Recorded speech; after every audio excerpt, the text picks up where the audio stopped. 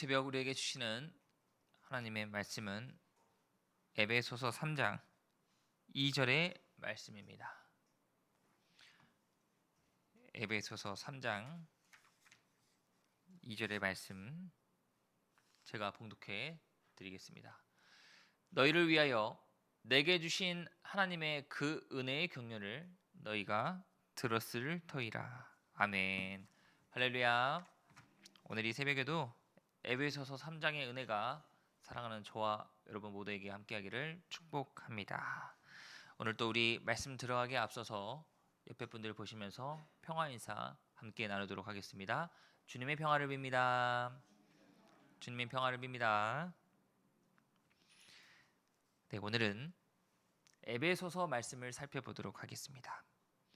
이 에베소서는 사도 바울이 에베소 교회에 보낸 편지로서 어떻게 주 안에서 하나가 될 수 있는지, 신앙인은 어떻게 나가야 하는지, 그리고 성도들에게는 하나님의 거룩한 삶이란 무엇인가에 대해서 말하고 있습니다. 그중 오늘 우리가 살펴볼 에베소서 3장은요, 에베소 교회 성도들이 무슨 일이 있어도 그리스도의 사랑을 깊이 깨닫기를 간구하는 사도 바울의 편지입니다. 그러면 오늘 이 에베소서 3장을 통해서 우리가 얻어야 할 교훈은 무엇인지 말씀을 더 살펴보도록 하겠습니다. 오늘 1절과 2절에 사도 바울이 이렇게 편지하고 있습니다.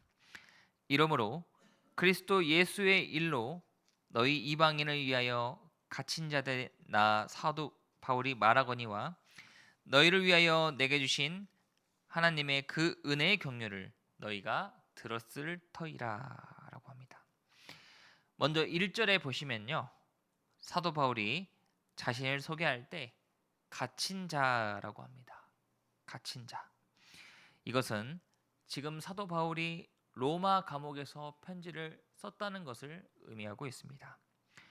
그러면서 2절에 너희를 위하여 내게 주신 하나님의 그 은혜의 경륜을 너희가 들었을 터이라 라고 합니다. 이 말은 무슨 의미냐면, 나 사도 바울은 이 이방인을 위해 맡은 복음 사역이 개인의 선택이 아니라 오직 하나님의 은혜에서 온 것임을 분명히 밝히고 있습니다. 그런데 우리가 한번 생각해 보시면, 이 하나님의 은혜에서 왔다라고 한다면 하나님의 사명을 위해 일하니까 이 사도 바울은 지금 좋은 성전에 있든지 남들에게 존경과 좋은 대우를 받으면서 편지를 썼어야만 했습니다. 그런데 지금 사도 바울이 편지를 쓰고 있는 이곳의 현실이 감옥이라는 거예요. 당시 로마 감옥은요, 사진을 한번 띄워주시면, 네, 이렇게 보시면 당시 로마 감옥의 모습이 이렇습니다. 어떠한 느낌이 드시나요? 이 사람이 잠시라도 있기 힘든 이 끔찍한 감옥이 바로 로마 감옥입니다.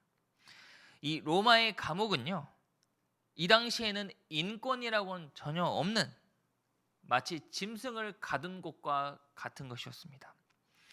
어떻게 지금 사도 바울이 이 감옥에서 하나님의 은혜를 이야기할 수 있을까?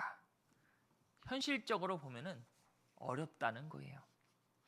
지금 사도 바울의 모습에선 온몸은 지쳐가고 고통스럽고 너무나 괴로운 이 현실 앞에 그에게 분명한 사실은 왜 나에게 이러한 현실이 올까? 이러한 것이 아니라 이러한 현실 앞에 내가 어떻게 믿음으로 나아갈 것인가 라고 고백하였습니다. 은혜의 경륜, 이 은혜의 경륜은 단순히 그냥 내 의지와 감정대로 하는 하나님의 사역이 아니라 하나님께서 나에게 주신 크신 사랑과 은혜를 고백하고 있습니다. 사도 바울은 감옥에 있으면서도 내가 너희들에게 편지할 수 있고 이 하나님의 일을 말할 수 있는 분명한 사실은 바로 하나님께서 나를 향한 크신 사랑과 은혜를 분명히 고백합니다. 우리가 이 2절을 통해 깨달아야 할 사실은요, 흔들리지 않는 믿음, 그리고 내 사명이 무슨 일이 있어도 끝까지 나아가는 사명일 줄 믿습니다. 3절과 4절을 보시면 곧 계시로 내게 비밀을 알게 하신 것은 내가 먼저 간단히 기록함과 같으니 그것을 읽으면 내가 그리스도의 비밀을 깨달은 것을 너희가 알 수 있으리라 라고 합니다. 우리가 사도 바울에게 배울 수 있는 믿음의 자세는요, 사도 바울은 지금 고통스럽고 힘든 이 감옥에 갇힌 상황 속에서도 오직 하나님의 구원 계획을 바라볼 수 있는 영적 안목이 있었습니다. 믿음의 눈을 바라보았기 때문에 현실적으로 낙심하지 않고 계속해서 놀라운 은혜를 유지할 수 있었습니다. 내가 이 감옥 속에서도 발견할 수 있었던 하나님의 은혜를 나로만 끝나는 것이 아닌 에베소 교회에도 함께 하기를 사도 바울은 그 누구보다 바랬다는 사실입니다. 이제 그러면서 6절에 이는 이방인들이 복음으로 말미암아 그리스도 예수 안에서 함께 상속자가 되고 함께 지체가 되고 함께 약속에 참여하는 자가 됨이라라고 합니다. 이제 우리는 선택받은 유대인뿐만 아니라 모두가 함께 이 하나님 나라와 하나님 나라의 영광을 유업으로 물려받은 자녀가 되었는데, 이제 우리가 함께 이 상속자가 됨으로 말미암아 함께 지체가 되고 함께 약속에 참여할 수 있는 자가 되었다라고 합니다. 여러분, 함께 상속자가 되고 함께 지체가 되고 함께 하나님 나라를 위한 약속받은 자가 될 수 있었던 분명한 사실은요, 바로 오직 복음으로 말미암아 그리스도의 구원을 가리키고 있습니다.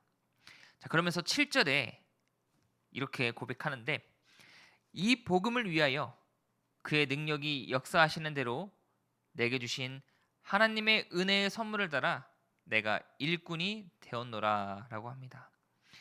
이 사도 바울이 하나님의 일꾼이 될 수 있었던 분명한 사실은 바로 하나님의 은혜라는 것을 고백하고 있습니다. 여러분, 바울은 원래는 교회를 박해하고 성도들을 옥에 가두던 자가 바로 바울이었습니다. 인간적인 공로나 자격으로 따지면 그는 하나님의 심판을 받은 자여만 했습니다.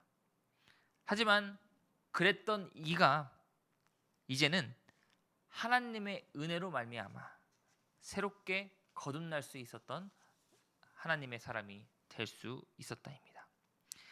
그러면 이 오늘 말씀을 듣는 저와 여러분 역시도 사도 바울과 같이 저와 여러분 모두가 하나님께 받은 분명한 은혜가 있습니다. 그러면 저와 여러분들이 받은 그 은혜를 내가 어떻게 삶을 살아갈 것인가? 고난 중에서도 하나님께서 내게 주신 그 은혜를 내가 어떻게 붙들고 일어날 것인가? 오늘 말씀을 통해서 우리가 깨달아야 할 줄 믿습니다. 말씀을 마치도록 하겠습니다. 오늘 에베소서 3장의 교훈은요, 사도 바울이 고백하기를 내가 지금 이 고통스러운 감옥에서조차 하나님께 감사할 수 있는 것은 전적인 하나님의 은혜다라고 고백합니다. 사도 바울은 더 바라기를 내가 받은 이 은혜가 편지를 받고 있는 에베소 교인들에게도 함께 하여서 모두가 함께 어려움 속에서도 믿음으로 강해지고 어려움 속에서도 주와 함께 동행하며 어려움 속에서도 모두가 함께 하나님의 은혜로 다시 일어서기를 그 누구보다 바랬습니다. 우리 역시도 삶 가운데 지금 현실 앞에 너무나 고통스럽고 괴로운 현실이 분명 있습니다. 하지만 우리가 그 어렵고 힘든 현실 앞에서도 하나님께서 내게 주신 그 은혜와 사랑을 다시 한번 기억하며 이 한 주를 살아갈 때도 오늘 하루를 살아갈 때도 다시 한번 하나님의 은혜 가운데 저와 여러분 모두가 강해지고 무슨 일이 있어도 담대한 믿음으로 승리하시기를 간절히 소망합니다. 기도하겠습니다.